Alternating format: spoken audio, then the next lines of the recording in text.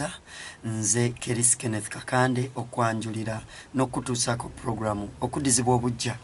Njagala okutegeeza nti buli lwa Sunday sawa 11 tega radio yo ojja kutuwulira kubanga tubeera wano ojje kutuusaako ate ngera odizibwa bujja mu ngeri zonna tubeera tukuza bujja ate naffe tudizibwa bujja mu ngeri zonna Katonda nga bw'aba atusobozesezza. Ennaku z'omwezi ziri 3 omwezi ogw'omukaaga twaguyingidde era nga tugenda mu maaso. Ndina munnange atuvvuunula ku lwa bannaffe ab'ebweru ab'oluzungu abawuliriza programu eno kamukuwe akubuuzeeko oluvannyuma tweyongereyo. Katonda omulungi yeebazibwe. Twebaza Mukama kubanga mulungi. Twebaza Mukama kubanga jjudisa n'okusaasira. Twebaza Mukama nate kubanga ffe baani baalese okubeera nga tukyali balamu. Akubuuzaako nze omuweereza Kiyega Dawudi okuva ku Bukasa Victory Holiness Church. Mukama batuweera omukisa. Weewaawo. Njagala okutegeeza gwe mugana wange awuliriza nti programu eno kati evvuunulwa. So I want to inform you, our listeners, that this program is now translated. Kakati bannaffe mwenna abawuliriza. So for all those listening in, Bishop waffe alina okusaba. Our pastor has a request. Agamba nti bw'obanga osobola okuteeka mu sseeki. She says if you can put money. Ennamba z'essimu nzikusomera. I can read for you the telephone numbers. N'otuteeka mu cash. And you put money in this program. Era nga waliwo ennamba ye MTN. And there is an MTN number. Eri noti 772 0772 456 949 949 0772 0772 456 949. Omusumba Peruth Nalumansi. Pastor Peruth Nalumansi. Alina obuweereza. She has a ministry. Obwa Victory. Of Victory. And Holiness Ministries. And Holiness Ministries. Era yakuteramu sente mu program. And she's done the puts money in this program. Twegatteko. Join us. Omulimu gwa Katonda gugende maaso. And our God goes on. Era ntwala essanyu okubanjulira. And with the great joy introduced to you. Twayingidde mu ssaawa. We have entered a time. Kati tutwala essaawa. Now we are taking a full hour. Ojja tukubira ku masimu. You will be calling us. Otutegeeze. And you will be informing us. Naawe wakasente. Even you with some contribution. Ojja twegattako. You will join us. Njagala okutegeeza nti ndi naye. I want to inform that we are together. Let me give the other minister also say hello to you. Then I'll give her the microphone and she will also say hello to you. Then we proceed on with the program. In Jesus' mighty name. My name is Nanteza Rose. May God bless you. Bishop. Pastor. In Jesus' mighty name. I thank God for helping you. Thanks for loving God. Thinking about it. Meditating upon it. And to put it in action. May God bless you. My name is Peruth Nalumansi. Let's pray. Father, I glorify you. Help us by the grace to put us right in your ways, that we may overcome and to make it into your presence. In Jesus' mighty name. Amen. Wow. A good listener. This program of repentance of revival. Everything is revived. Even a cloth is washed. A house is also put under repair. So we also have to be revived. This program, it's like it services us, that we get to know what needs to be done the way it should be. Like 80 minutes past 5 p.m. The mic is with Pastor. Let's know where we are going to move today. Praise the Lord. We take a step to know where we are heading. To understand what needs to be done. Who are you? Can you discover yourself? Can you know yourself? Then that will help you to know what needs to be done. Where are you heading to? If you're heading somewhere, No. There are things you're going to meet along the way and you'll go past them. That will help you. It will help you to overcome the journey. This journey that we've started, there are many things along this way. There are many things along this way. Like you might be on the road and you're overtaking some people. You're overtaking those who are footing. You're overtaking those who are riding bodabodas. Those with lorries. You're overtaking the big vehicles. So you're overtaking some things, but you have to go past them or overtake them that you may proceed on. And you have to overtake everything. This book of Ecclesiastes, it tells us that everything is vanity. Meaning you're going to meet some things along the way and you turn it into vanity that you may proceed on.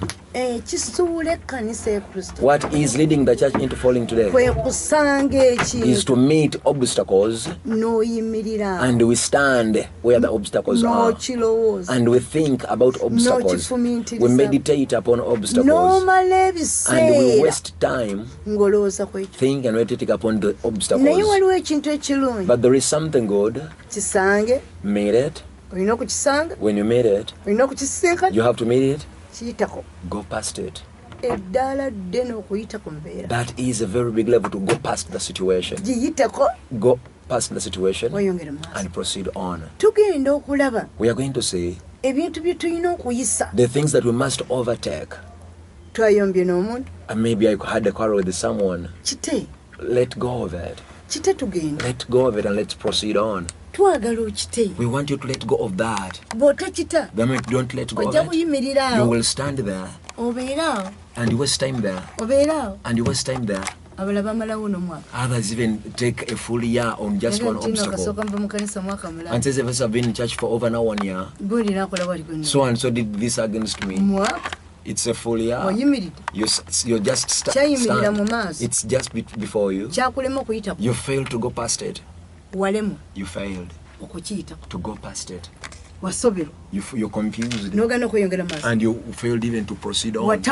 You were confused and you failed to go on. Today we've been talking that there is, let's say, a cock.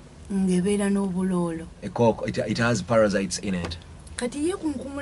So it shakes itself and the parasites fail to still cling onto it. It's like someone, they got demons and spirits into them, but they never run out of them. Whenever we cast out some still remain in that person. So if this cock gets out, it shouts, makes noise, jumps around, it shakes itself, but still the parasites still cling onto it. You're born again. You've served, let's say, 2 years, but still there are demons in you. There is still crap that is disturbing you. And that is the foothold where the devil stands and puts on you his chain, his life. He tightens the chain and keeps you in hell and says, go on with your singing. But I know you're tied, you're chained up in hell.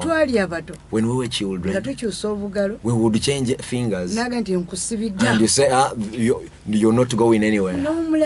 Even the enemy has also captured you somewhere and you're failing to proceed on. Sometimes when we're still in religion, you would, let's say, call Mary.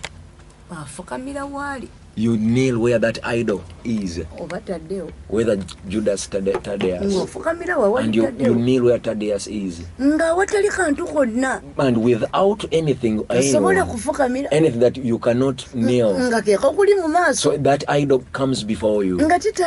Yet Father says, get out everything, get out everything, cleanse that road. John says, I speak loud, a voice shouting loud in the wilderness. But there is cleansing and putting right the path of the Lord, cleansing the way of the Lord. So which rope is still holding you captive? Meditate upon your life today. What rope is the devil using to capture you somewhere? Can you fight and overcome it? Break that rope.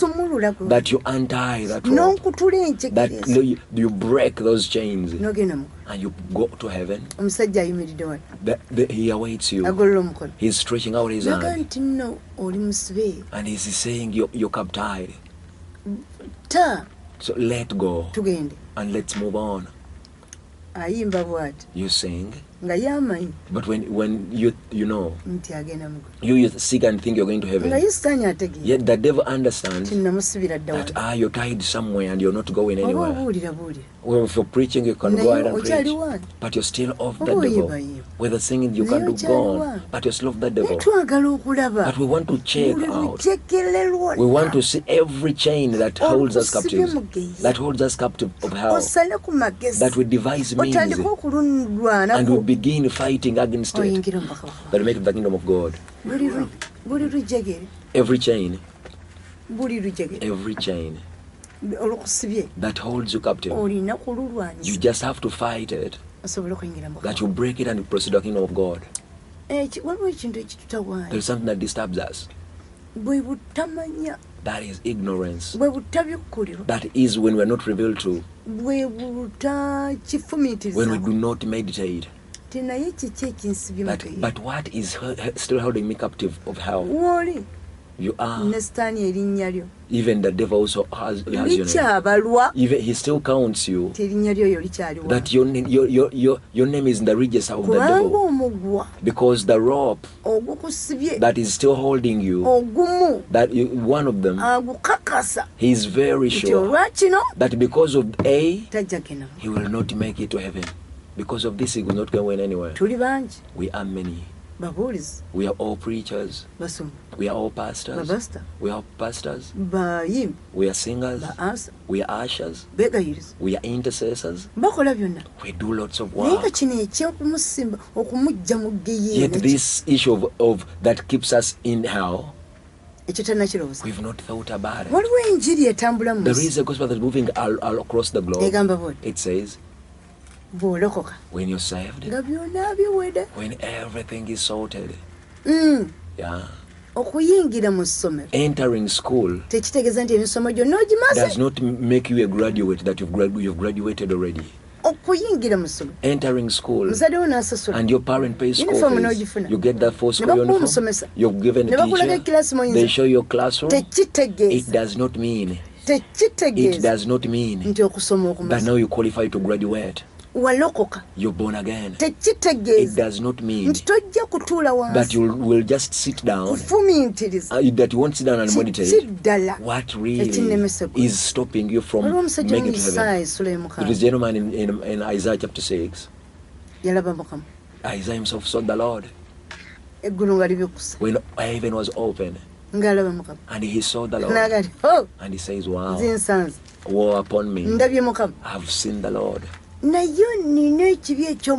there is sin unto my lips. Even the people I see it among, we all have that amount. We are filled with thoughts, evil. The sin of evil thoughts. And he says, oh Jerusalem, cleanse thine heart, that may be cleansed out of all evil, then you shall be saved. Your evil thoughts, for how long will they continue to dwell within you? Isaiah saw it. He says, wow, even the parasitamol, we all have the same sin. Isaiah chapter 6. Isaiah chapter 6. Isaiah sura mukaga. Tandikira kulokubiri. Basilafi bali bayimiridde waggulu we. Buli omu yalina ebiwaatiro mukaaga. Ebibiri yabibuka ku maaso ge, n'ebibiri yabibuka ku bigere bye. Tandikira ku lusoko. Mu mwaka kabaka Uziya mwe yafiira nalaba Mukama. Yalaba Mukama. Ng'atudde ku ntebe. Empanvu eyagulumizibwa. N'ekirenge kye nga kijjula yeekaalu. Baserafi baali bayimiridde waggulu we. Buli omu yalina ebiwaatiro mukaaga. Ebibiri yabibuka ku maaso ge, n'ebibiri yabibuka ku bigere bye, n'ebibiri yabibuusa. Omu n'ayogerera waggulu eri munne ng'agamba nti mutukuvu mutukuvu mutukuvu Mukama ow'eggye, ensi yonna ejjudde ekitiibwa kye. N'emisingi gy'emiryango n'eginyenyezebwa olw'eddoboozi ly'oyo eyayogerera waggulu. Ennyumba n'ejjula omuka. Ne ndyoka njogera nti zinsanze kubanga nfudde, kubanga ndi muntu wa mimwa egitali mirongoofu, era ntula wakati mu bantu ab'emimwa egitali mirongoofu, kubanga amaaso gange galabye kabaka. Yimiraka olw'olunyiriro njagala. I want that verse. Yali alaba. He saw.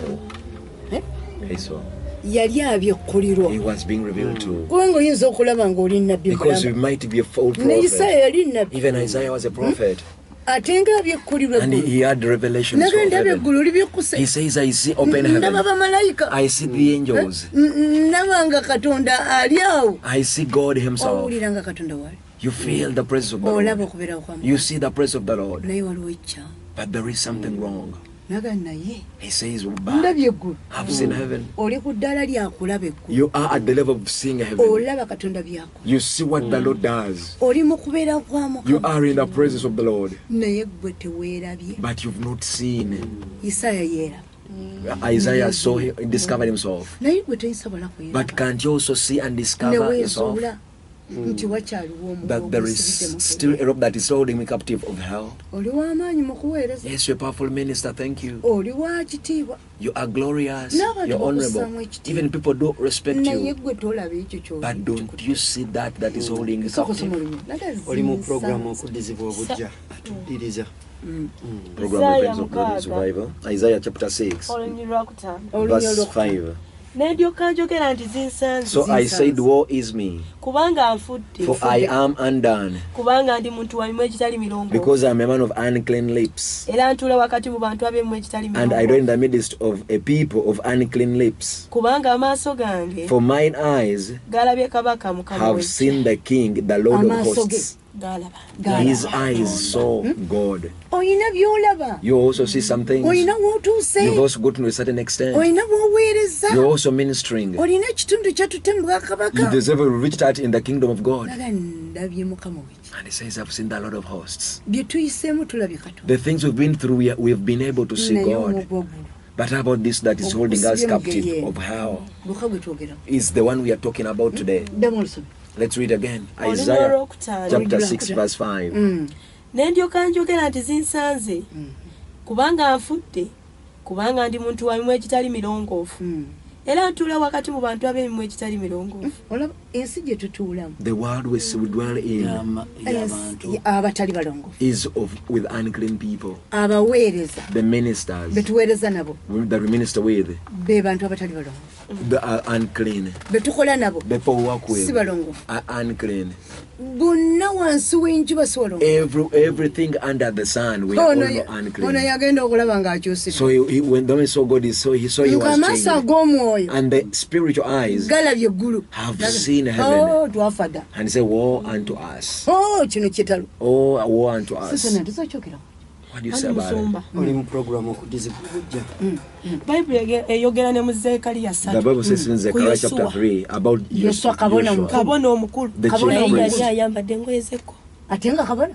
He was a priest, mukulu naye ayambadde and engoye his z'ekko. garment Oli was muweereza stained. mukulu. You're a chief mukulu servant of the w'abayimbi. Lord. Mukulu w'abayimbi. You're a choir leader. Mukulu mu church. You're a leader in Mukulu church. ba Asha. You're a leader Ye of the mukulu. choir, of the Ye mukulu. ushers. Naye yali yambadde za You're the head, zeko. but your Yena. garment is stained. Era Bayibuli egamba nti nga Sitaani ayimiridde wali. And the Kati devil was wamulaba. standing besides as his enemy. Kati weewaawo waliwo obuweereza bwe tutwala. Yes, there's been so we lead. Nga musumba w'ogambye nti oyinza okuba omukulu w'abayimbi. Like you said, you must be a leader. You might be a leader of the intercessors Naye or the ate nga waliwo singers. ekibi eky'olugambo. Yet there is a sin of rumor mongering, Ng'ako Sitaani ke katego and ke that is the yansiirako. foothold that the devil has N'agamba on wadde you. oyimba nnyo. That though you're good at singing, Naye olwo olugambo ligenda but lugeya. because of rumor mongering, you're mine. You're heading to hell. Wadde oli mukulu w'abasabi. Though you're leading the intercessors, Naye olwa kino but because of nkusibiddaawo. this, you will not go in anywhere. Kati kyekiseera okwezuula nga So nnabbi it's time Isaaya. now to discover ourselves like the prophet Isaiah. Ne Yesu n'agamba naye And he discovered and zinsanze. said, but woe unto me. Wadde ndabye Mukama. Yes, I've seen the Lord, Naye ntula mu bantu but abatali. I dwell amid these people with Emimwa unclean egitali mouths. mirongoofu. Amen. And he says, blessed are those who does not move in the counsel of the wicked. That is Psalms 1. So it may be you're a leader in your own way and category of ministry, but there are groups we move with that don't glorify the name of the Lord. And the devil says, at least, that is my foothold I have in them. Yes, they will not be able to pass this trap. And the devil has made a trap for you, and he captured you in that you're failing in a given way. Yes, he's good at this, but he's also failing here. This now you're listening to program of Repentance that brings revival. Family radio. Our theme says, we join you up to eternity.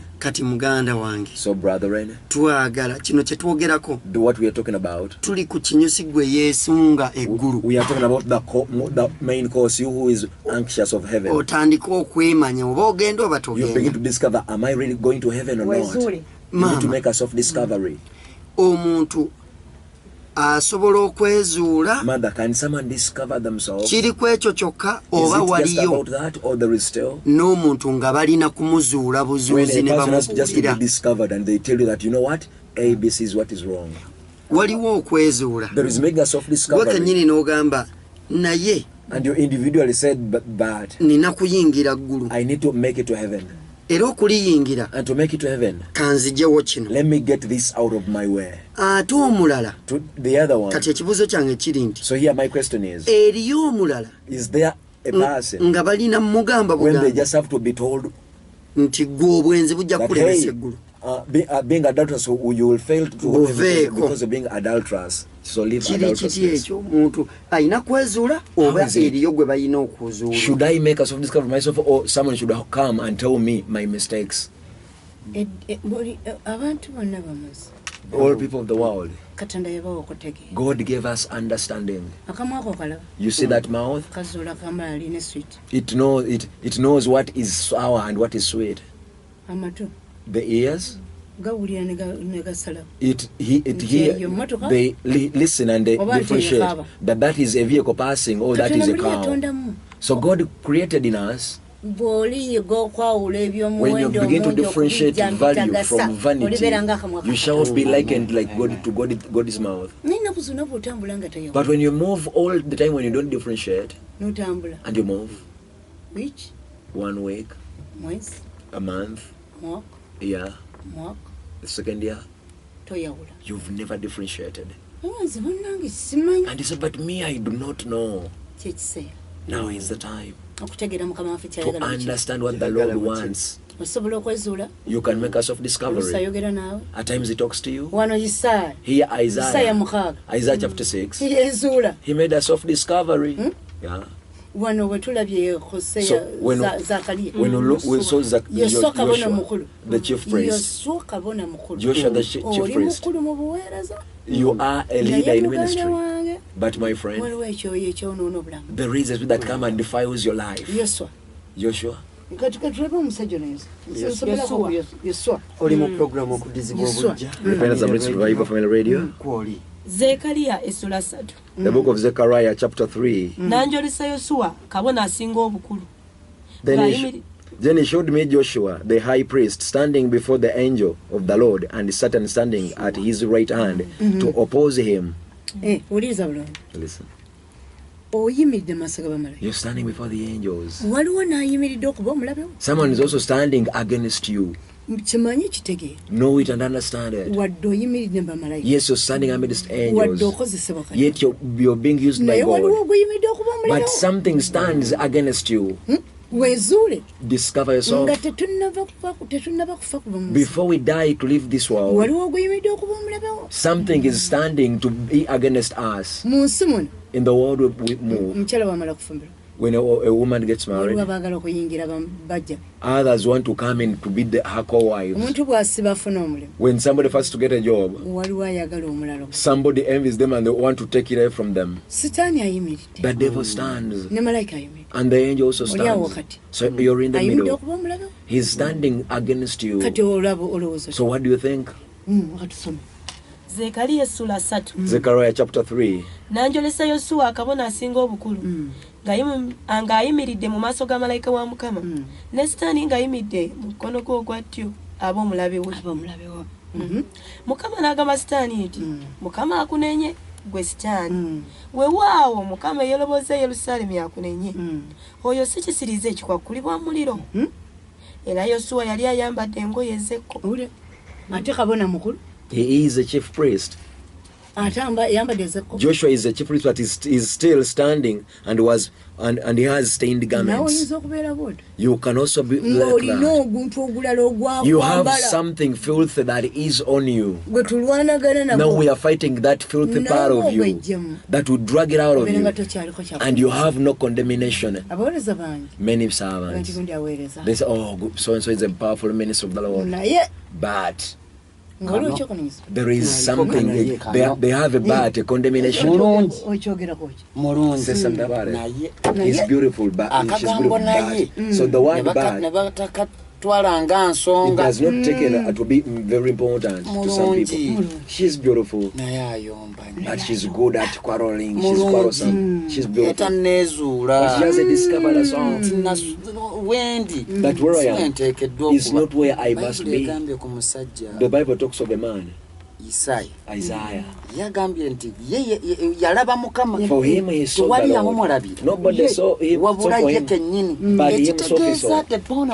Meaning, abalokole, we must make a soft discovery of ourselves. But where am I where am I badly off before the Lord? Where am I lacking? The parasites are disturbing you. They are eating you up. You know your parasite. That what is it eating you up? Let's call it a parasite today. It's clinging on to you. But let's make a soft discovery to drag it out of my soul. We talked of being a leader of ministry. Maybe you're a pastor. This time,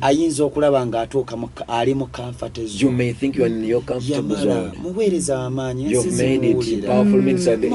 Everywhere they invite you, nations know you're not safe for anything. But yet you have a parasite that is eating you up. You have a bad question mark somewhere. So that's why God decided to bring this revival. Brings revival. That we begin to examine and check. So revival is all about examining and checking what is lacking in me, or why am I failing to see the Lord. 105.3 Family Radio. Those online who are going to open the lines, I want to inform you. We have moved now for over 30 minutes. We are proceeding on with the program Repentance That Brings Revival. Listen. If you have a question, you can call in. I'm going to read you the numbers. Greetings to you, Waiswa Peter. Mother. I believe that there are people in salvation, even those who are not yet born again, and they say, let me just work. I don't know even whether heaven really exists or hell even exists, whether they are lying to us. This is what Jesus says. Some people cannot differentiate their right hand from their left hand. There are such people. So a person like that, let's help them today to know that there is really heaven. The things we are not flattering or joking. Such kind of person. How do we help them? The challenge of moving in from the start, the religions we were under, because they never gave us the chance to read the Bible, to discover. Because if you had begun reading the Bibles early enough, and they had assured us to buy them and read them, we wouldn't have gotten lost.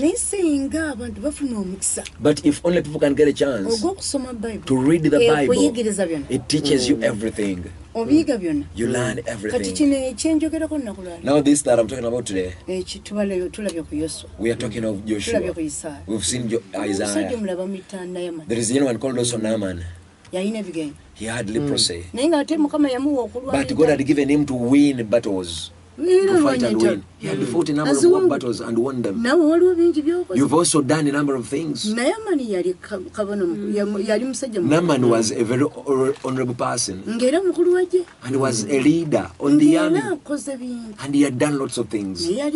But he had leprosy. Even you, my friend, listening to me. Listen to me. So you need to examine yourself.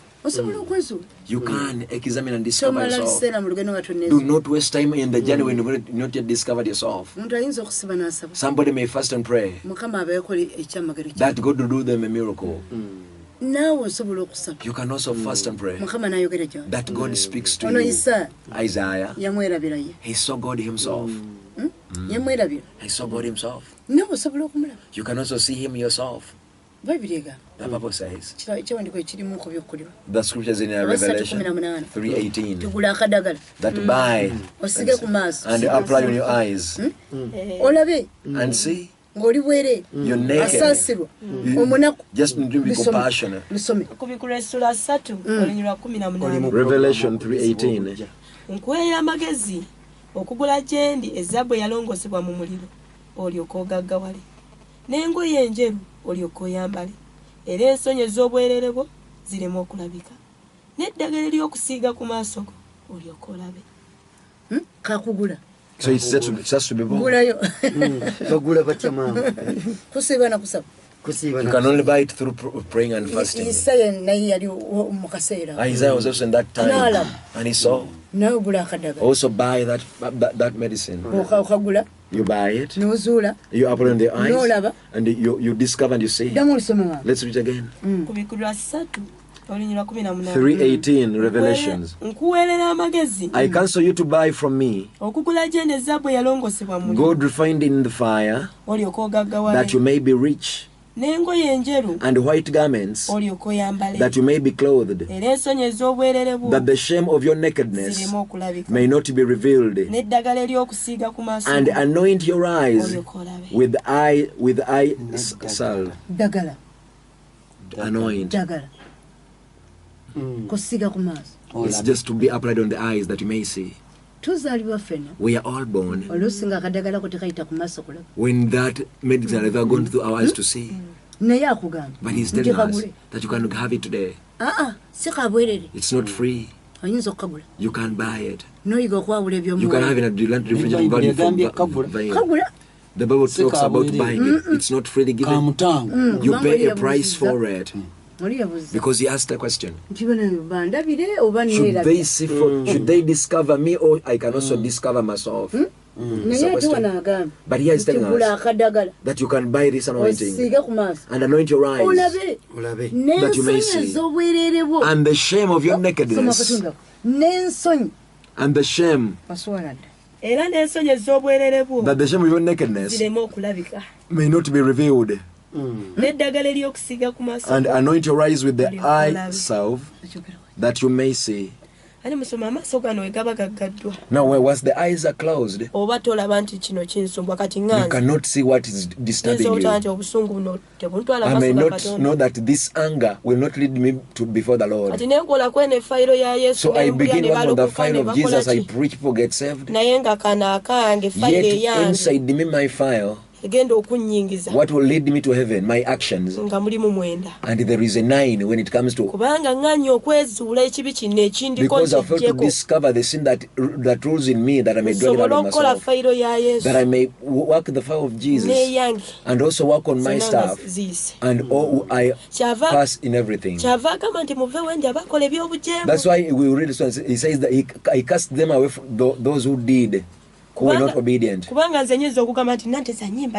Because me, I may say I sing and people get and people are released.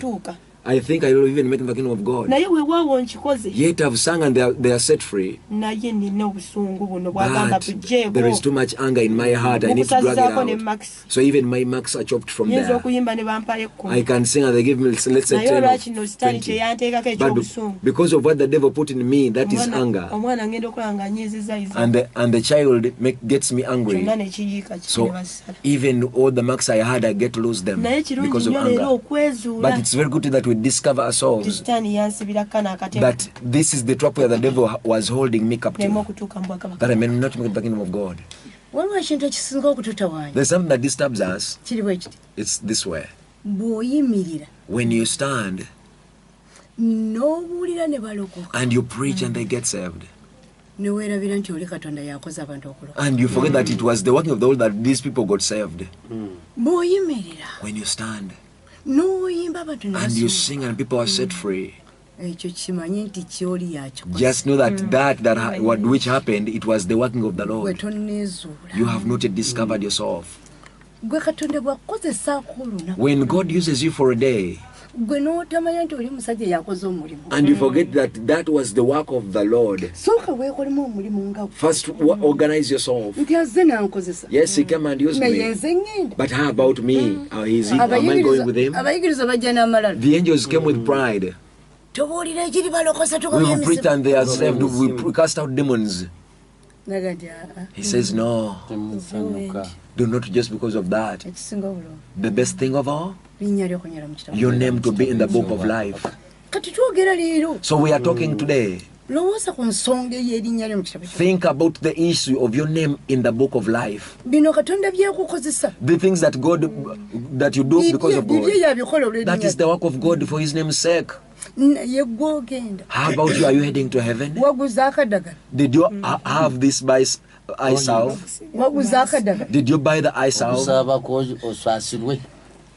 105.3 Family Radio. Nze Kerisi tuli ne munaffe Daudi atuvunula. Brother David is interpreting. Bishop Peruth Nalumansi is in the house. Nanteza Rose. Sister Nanteza Rose. Ne Apostle Nsubuga. Apostle Nsubuga is also tugenda maaso obuweereza tubutwala. We are going on. We are taking on ministry. Gwe wesimu tukubire. Somebody online can also call. Noti musanvu noti nya. 0704 M05 105 M05 Noti musanvu noti nya 0704 M05 105 M05 105 M10 the M10 line noti 393 0393 M05 105 M05 105 Family Radio. Hello Family Radio. Wanje Mukama yebazibu yebazibwe nyabo webale kuwuliriza ani ono webale kuwuliriza Mukama abawo omukisa wewa wani ono Tumidenya musamba peso mama wange ennyabo webale omulamu ogwo kale nyabo tusiimire ddala naye koseya nyamukaaga nti abantu bange bazikiridde olw'okuba okumanya n'okutegeera naye engeri gye mututegeezezza ebigambo ebifaanana bwe bityo nkakasa nga tugenda okukyusa mu ngeri zaffe weewaawo waliwo oluganda agamba nti nsobola okuyimba eggulu ne likka weewaawo neŋŋaani nze namala naye oba tonnamala ekigenge kya nayamale yagendanga mu ntalo n'alwana n'awangula naye tekyamuggyako kigenge ku mugongo weewaawo kale kikyengezako gamba kisukiswetereze nga sika okumanya ekigenge kyo we kiri ekyo wenaso okusembera awali Katonda kubanga byonna tubikoze maama waffe buli kimu akituwadde atuyigiriza okusaba atuyigiriza okusiiba yatuyigiriza bayibuli naye era zitugadde nga we tuli naye kumulamude guno nga bwabe tugule akadagala akamaaso gaffe kubikkulira oyo tusoke twensiigeko tuleme kwefuula bagagga ng'ate tuli baavu Mukama yeebazibwe weewaawo Mukama abawe omukisa kubanga mulina we mutujja temulina we mututwala weewaawo Mukama abawe omukisa amanya n'eddoboozi ennyabo Esther Sereko. Twebaziyanziza nnyo Esther Sereko mukama kunyo omukisa. Okay. Bwatyo bwagambye. That's what she said. Hosea 4:6. Hosea 4:6. Because the biggest number we have today, people are saved. God is using them. But what we are talking about today, God is using you, yes. But you differentiate that the workings of the Lord, yet that God uses me for this, but how about me? Am I just a vessel that leads others, yet I'm not going anywhere? Am I a vessel? A vessel takes people. Others even stand in the way. You're not coming in. You don't even allow others to come in. Listen, the mission that's going on. You've been used as a vessel for others to cross. There is something called a canoe or a boat. It fetches people from the land. It takes them.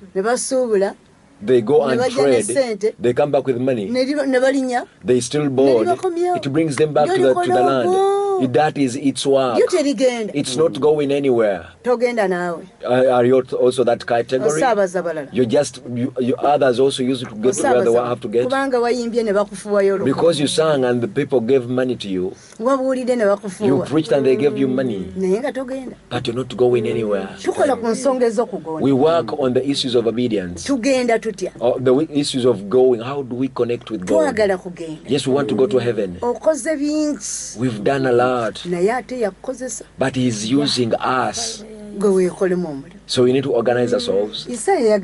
Isaiah says, woe unto me. I have a mouth, but yet I'm a prophet.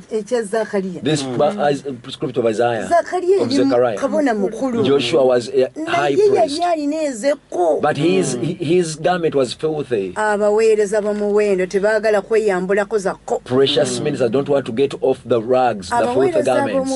The precious ministers, they want to move with their leprosy. Family Radio, hello. Family Radio. Hello. Praise the Lord. Thanks for ministering in such a good way. You've given us a good word because some of us want churches. Yet some churches are not clean enough. You meet a church with a good building, they have a good service, but what is in their heart? When it's all filthy. So some of us lead the people of God astray. So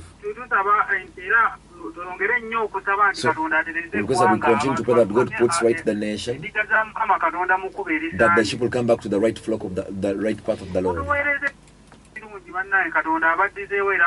May God repay you and God bless you. Bless you too. Who is this and why? Mwanguzi Brian from Mukono. Bless you too. Thank you, Brian. We are working on the issues of the servants of the Lord. And we've ministered. I read the scripture. But you got meted with serving with your iniquity. We've served for a long time. And many churches. And many people are saved. But did you have this eye salve? The Bible is saying eye salve today. Hey, have this. Smell on your eyes and see. And your sins also be cleansed because of the eye salve. Just the salve. Just get onto prayer. Believe God. Dedicate yourself. The more you seek the Lord, that is buying the eye salve. Whenever you cling on to righteousness, you're purchasing the eye salve. Abana ba Katonda bamu bawaliyo wali asobola kugamba kati nze musomba kati bagenda tutawanya obudagala tunabugula tuti abamu bwatulemadda naye amazima gali but the truth is tiwali kadagala we bakatunda it's not sold anywhere, not in a grocery akadagala oyina kazuula buzuuzi we just have to discover nga Isaiah we yezuula nti like Isaiah discovered nebibi that he has unclean mouths. Now yingira mu maaso ga and he went before the Lord. N'omusaba akusasi. And you ask for forgiveness. W'otalongooseza w'otabadde mulungi. Where you've not been right. Mu bunafu bwo bwonna. In your weaknesses. N'omugamba taata ntaasa. You tell him, Father, help me. Nkomyewo mu maaso go. Now I come back before you. Neezudde. I've discovered myself. Nali mwanawo naye nali I was your child, but I had gotten lost. Naye kati njagala mponyezebwe. I want to be helped. Olwo nno omala okuwona. After you've been helped, you will even help others who are still. Tosobola kubeera mulwadde. You cannot be sick. N'oyamba abalala. Yet and you treat others. Owooluganda twezuule tuwone. So we need to discover something. Tulyoke tulabe obulokozi bwaffe. Healed in Jesus' name. Program okudizibwa obujja. Emyaka gyonna. All yours. Emyaka gyonna. All yours. Tunayamba abalala ne balokoka ne balokoka. Shall we help others to get saved and born again, yet we are not getting saved? Zinsanze sirokose. He's and to me, I'm not saved. Someone might even be a signpost. An example of a signpost. It points to Kampala. It shows you the direction of Kampala, yet it's not Kampala, but it's pointing to Kampala. Welcome. Like it welcomes you to Kampala. It's welcoming you. But for it, it's not going to Kampala, but it's remaining at the border. But it's telling you, welcome to Kampala, you can go in. Signposts, do you know the signposts that give direction? At times they're on the roadside. They put a road sign that directs to that company. It directs you where that school is. But itself, it has never sat in a classroom. It's always at the roadside. Every morning, whoever reads it connects to the school. It shows you direction, but he has never gone to the school. Are you that signpost? You sing so many people get held, but you've never been held and set free. You preach so much. You've prayed so much. You're an usher. You've given. You've done lots of things, but you've not made it. Family Radio, hello. Family Radio, hello. Praise the Lord. Thanks for ministering. Pastor, give me a good word, and that is the food to our souls. Because what you talk about is good, because some churches go to